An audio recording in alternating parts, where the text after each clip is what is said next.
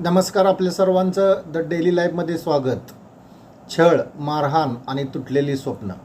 नातेपुते परिसरात हृदय हादरवणारी घटना घडलेली आहे. हातावर तिनं आपलं दुःख लिहिलं. म्हाळुंगची लेक, खुळेवाडीची सासरवाडी आणि ह्या सासरच्या छळाला कंटाळून तिनं टोकाचा निर्णय घेतला. नातेपुते परिसरात एक हृदयद्रावक घटना घडली आहे. म्हाळुंग येथील 22 वर्षीय विवाहिता पायल रणदिवे हिने सासरी आत्महत्या केल्याची धक्कादायक घटना उघडकीस आली आहे. आत्महत्येपूर्वी तिने आपल्या हातावर लिहिलेला मजकूर सध्या चर्चेचा विषय ठरलेला आहे. या घटनेमुळे संपूर्ण परिसरात हळहळ व्यक्त होत आहे. पायल रणदिवे ही माळशिरस तालुक्यातील खुळेवाडी येथे सासरी राहत होती. तिला स्वतःचे ब्युटी पार्लर सुरू करण्याचे स्वप्न होते. त्यासाठी तिने प्रशिक्षण वर्गही सुरू केले होते. मात्र सासरच्या मंडळीने तो क्लास बंद करण्यास भाग पाडल्याने तिने आत्महत्येपूर्वी आपल्या हातावर लिहून ठेवले होते. काय संदेश होता आपण वाचूयात. हसू झालंय माझं पार्लर बंद केलं. जीव होता तो माझा, स्वप्न होतं ग. आजपर्यंत शांत बसले पण आता नाही. चांगल्या आईबापाची लेक आहे म्हणून निघून पण नाही गेले. माझ्यामुळे त्रास झाला त्याच्यासाठी माफी मागते आणि सॉरी, असा अंतःकरण पिळवून टाकणारा मजकूर तिनं लिहिला.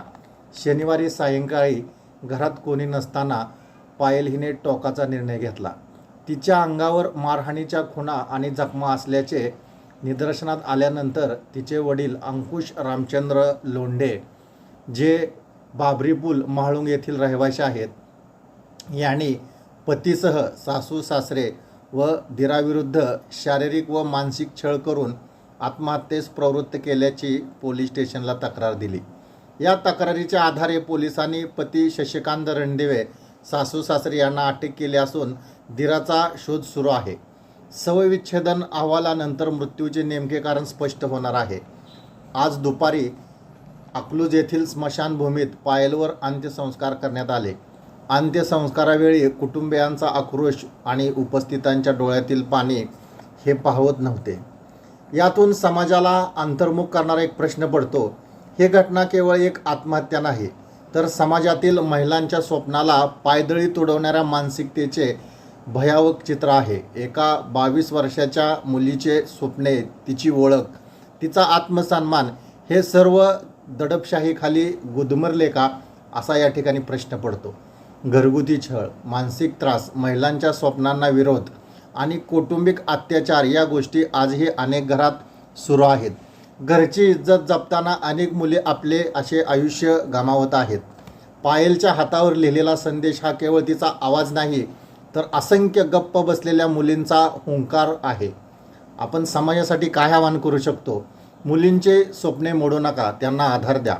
मानसिक व शारीरिक छळ हा गुन्हा आहे, सहन करणेही चुकीचे आहे. घरगुती वाद संवादातून सोडवा. दबाव आणि मारहाण हा पर्याय नाही. महिलांनी अन्याय सहन न करता तक्रार करण्याचे धाडस इथं दाखवले पाहिजे. पायलची कहाणी समाजाला जागे करण्याची ही अपेक्षा आहे. समजा कोणालाही मानसिक तणाव, छळ किंवा नैराश्य जाणवत असल्यास त्वरित जवळच्या पोलीस ठाण्यात महिलांनी संपर्क साधावायचा आहे किंवा हेल्पलाईन किंवा समुपदेशन केंद्राशी संपर्क साधावायचा आहे. नेमकी काय घटना आहे? नातेपुते पोलीस स्टेशनचे API आहेत, आपण ऐकूया त्यांच्या तोंडून.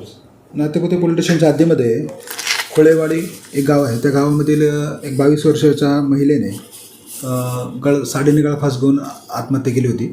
त्या अनुषंगाने 62/2026 BNS सेक्शन 108, 85, 115 वगैरे अंतर्गत आत्महत्येस प्रवृत्त केले म्हणून सासू सासरे तसेच नवरा आणि दीर यांच्या विरोधात गुन्हा दाखल आहे. त्यातील 3 आरोपी आतापर्यंत आपण अटक केलेले आहेत आणि सदर 3 आरोपींना मान्य न्यायालयात हजर करून आपण त्यांची पोलीस कोठडी घेत आहोत. सदर गुन्ह्याचा तपास हा आम्ही करत आहोत. हातावरती सुसाईड नोट लिहून तिने आत्महत्या केली होती, काय कारण होतं तिचे? सुसाईडचं कारण सध्याच्या तपासामध्ये असं निष्पन्न झालेलं आहे की सदर महिलेला एक व्यवसाय होता तिचा. त्या व्यवसायाकरता, पार्लरच्या व्यवसायाकरता तिच्या पतीने आणि घरच्यांनी नकार दर्शवला होता. त्या अनुषंगाने तर सकृदर्शनी आम्हाला सध्या सुसाईडचं ते कारण निष्पन्न होतं आहे. आणखीनही तपासामध्ये भविष्यात जी काही कारणं आहेत ती निष्पन्न होते. मुलीच्या वडिलांकडून सांगण्यात येते की 5 वर्षे लग्नाला झाले होते, मुलीला मूल होत नाही, असे तक्रार देखील त्या मुलीनं आई वडिलांकडे केली होती. हे पण कारण त्या अनुषंगानेही आमचा तपास चालू आहे, ते तपासात निष्पन्न होईल. किती आरोपी साहेब? एकूण त्यामध्ये 4 आरोपी आहेत. 3 आरोपी आपण अटक करण्यात आलेले आहेत. एक आरोपी अद्यापही फरार आहे, पण लवकर त्यालाही आम्ही अटक करू.